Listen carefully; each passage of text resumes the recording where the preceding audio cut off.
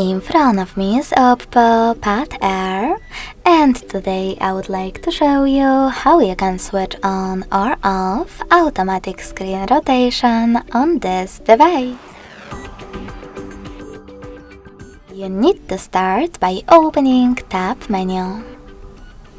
Now look for Auto Rotate icon, and when you find it, click on it. As you can see, mine is now white.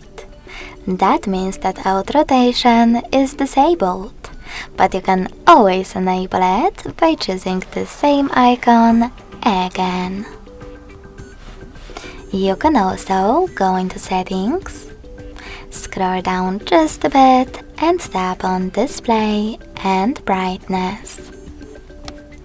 Now scroll all the way down and click on this switcher next to auto rotate feature to turn it off or on.